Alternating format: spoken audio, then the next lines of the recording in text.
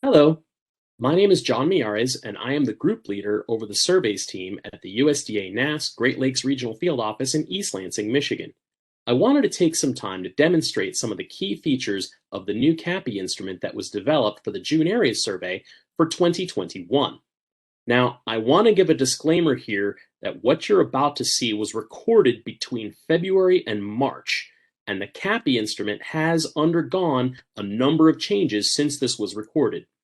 Additionally, there may be more changes yet to be made to this instrument before data collection begins at the end of May. My hope here is to show you some of the more basic features of how to enter data into the CAPI instruments, and there may be some unusual cases that I will not be able to address in this video. Please be sure to communicate with your supervisor, your NASDA coordinator, or the June area survey statistician in your regional field office if you have questions or if you're not sure how to handle a specific situation. With that, let's begin.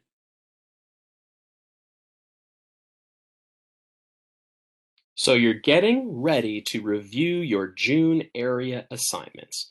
The first thing you'll need to do, of course, is log into CAPI. For this demonstration, I'm using a special enumerator ID that has been assigned to the office, and I have assigned a segment to myself, but I'm going to be looking at this in CAPI training. Of course, it's going to take a little bit to get the assignments loaded. And if you notice, the first thing that happens is that all I'm seeing are other surveys, not June area. In order to see June area, what I'm going to have to do is go up to the top right where you have the grid controls icon that looks like two little gears, and I'll have to click on that. You'll notice there's also a little red star above the gears, and that is what will tell you that you have June area assignments. Once you click on the gears, I will go down to the June area option. And once that is selected, we should be able to see our June area assignment.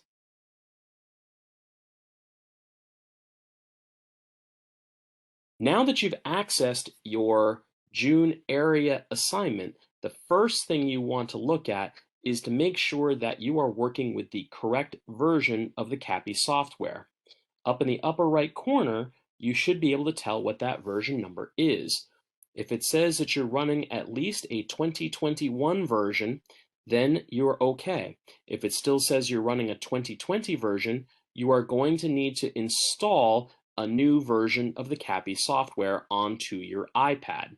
If you're not quite sure how to do this, please contact your supervisor. In this listing, you're going to see this gray bar. This is what we call the segment level record. We have this as state 39, segment 160013. If I need to add a new track to this sample, I can click the add button. If I want to see a summary of what is in this segment, I can click on the summary button.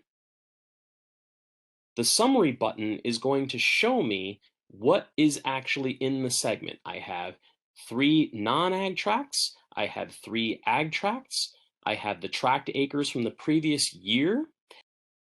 On the bottom, you're going to see a table that shows how many ag tracts and non-ag tracts have been accounted for so far, the sum of the reported acres on those tracts, the digitized acres within the segment, and the RADA number, which should be something between 95 and 105, so that we know we have all of the acres in the segment accounted for before we can submit it. Below the gray bar, we have the individual tract records. In order to access the screener forms, we're going to click on the letter and number that are here, A1, B2, C3, and so on. After we've completed the screener form for every record, then that will light up the POID over here through which we can complete the ag tract if the operation screens in as an ag tract operation. If you have a lot of segments and a very full screen, you can click on this gray bar and that will collapse the segment so that you don't need to see what's there. Also, If you have too many columns to be able to see everything that is on your screen, you can also go back up to the grid controls icon, these gears up in the top right-hand side, and I can click on what looks like a little eyeball here and select which columns are going to be most important for me to review. I may not need the sequence number or the DCMS code. I may not care about the start date or the stop date or the survey title, but I will probably want to have the segment number and the track number and the POIDs available. So this can hopefully free up some space so you can see what you find to be important when entering your data onto the iPad.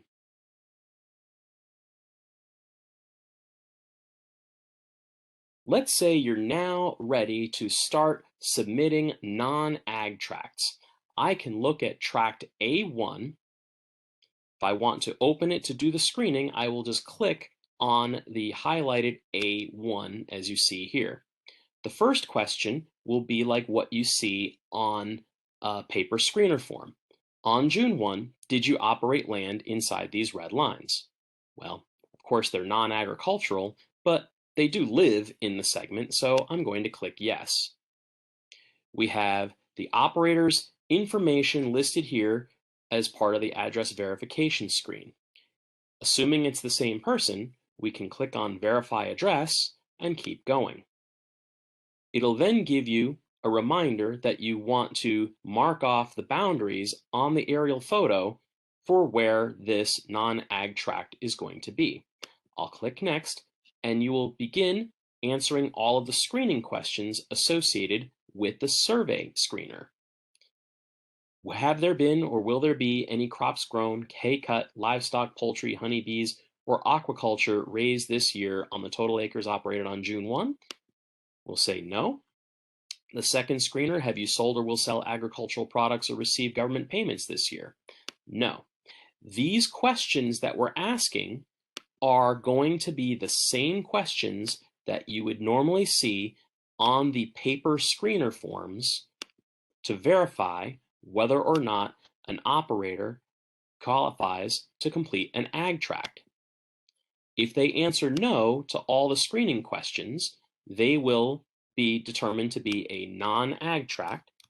Once the operator has screened out of being able to have to complete an ag tract questionnaire, we're going to enter in the information that we would normally enter in those last few columns. How many acres are inside the blue lines? What was the land use? How would you describe it? We'll just say private home. Does this tract have potential for agriculture before June 1, 2022? I'm going to say no. And what best describes this non-ag tract? We're going to do a pick list and say residential.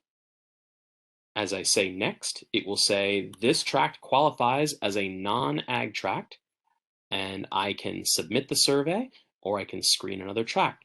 Assuming we're done, I'll just submit the survey.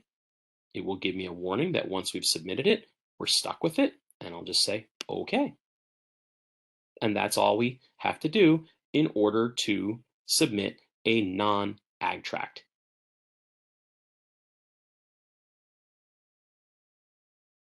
Let's suppose I have another non-ag tract that I am working with, but the person who lived there last year is no longer living there this year.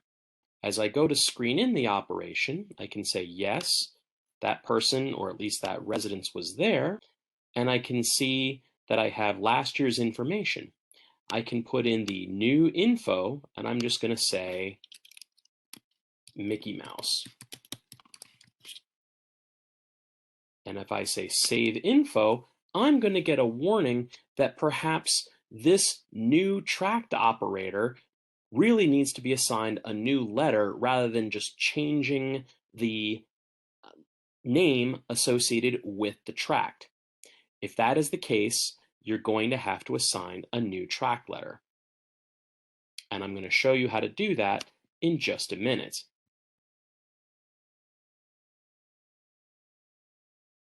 So let's say my person, my non-ag resident who lived in tract B is no longer there and we have somebody new in that location. If I want to remove that tract from the listing, I'll just click on that tract letter, the B2, and I'll change my answer to the first question. Did you operate inside these lines? I'll say no. And that's all we have to do. What you'll notice is that the status is going to say no longer in that segment. In order to replace the person who was living in that segment, I'm going to have to click the Add button and answer the screening question with a yes, which now creates the new tract letter at the very bottom, tract G or tract 7, and it's going to create a dummy ID that can be associated with that record. If I now want to put in that person's information, I now need to go back to the screener record. Did you operate inside the lines? I'll say yes. We draw off the boundaries and then we can enter in the information. I'm just going to make up a name here. We'll say that this is Disneyland and that the resident's name is Jane Disney. Now, one feature I want to point out that this instrument has is that it can start autofilling street addresses based on the first few characters entered. So let's say we wanted to find the address for Disneyland here. I can select it when it becomes available in the pick list. And then I'll just move on to the phone number, which I'll just put in all 5s. Just for simplicity's sake.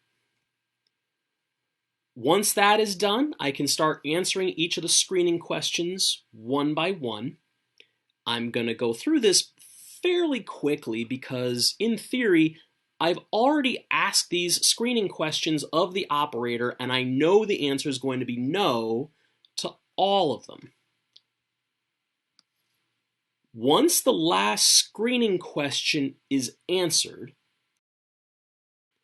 I'll be able to answer the questions about how many acres are in the tract, what is the land use, which I'll just say is residential, that has no potential for agriculture. I'll use the pull-down list to say it's residential. And then I can submit. Once I see it qualifies as a non-ag tract, I get my warning, I send it off, and all is good. And that's all you need to do to complete a non-ag tract.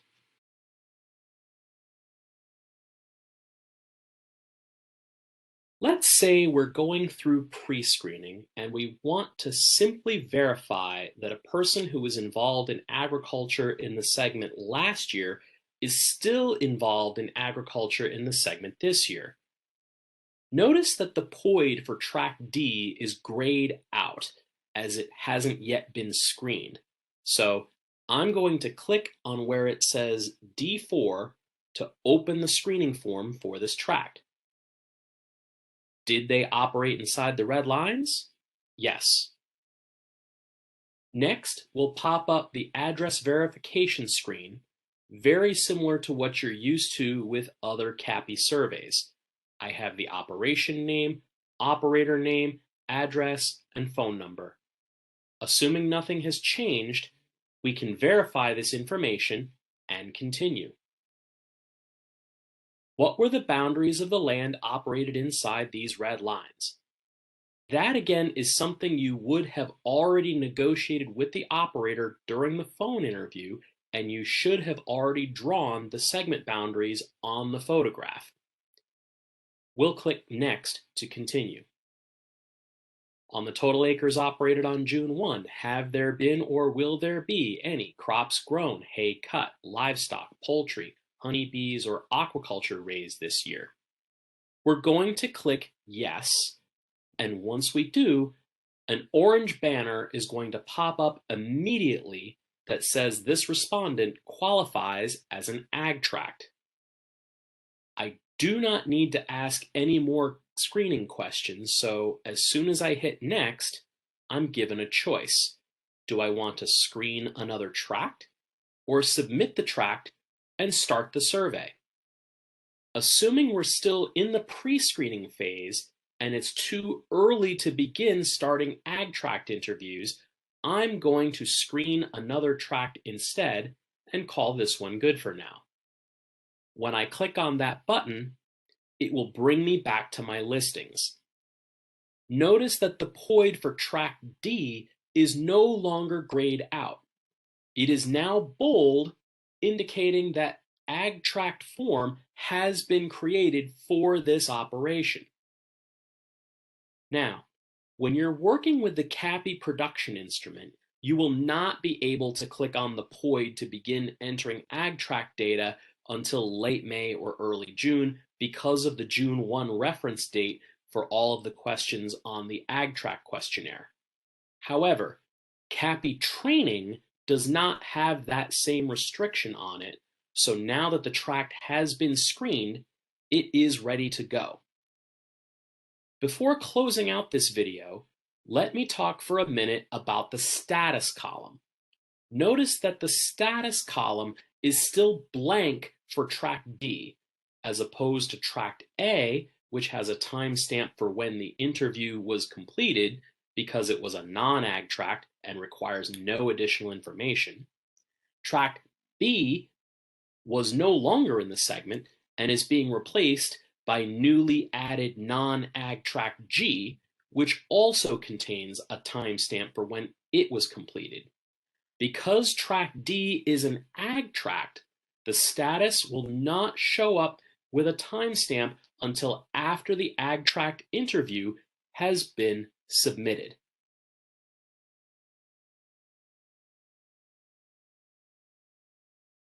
Let's say we have this operator in tract D that when we talked to them, we got them to screen in, but we were not able to complete the ag tract interview at that time. I can click on D4 to go back into the screener. First, it will ask this question, and it will pick back up right where we left off, that this was qualifying as an ag tract. You can complete a tract questionnaire. From here, you can either go out of the form by click on screen another tract, and then once it qualifies, we can start the ag tract survey here, or I can go back into this and submit the tract and start the survey. So when we do that, that is going to open up the ag tract questionnaire, which I will just fill out separately.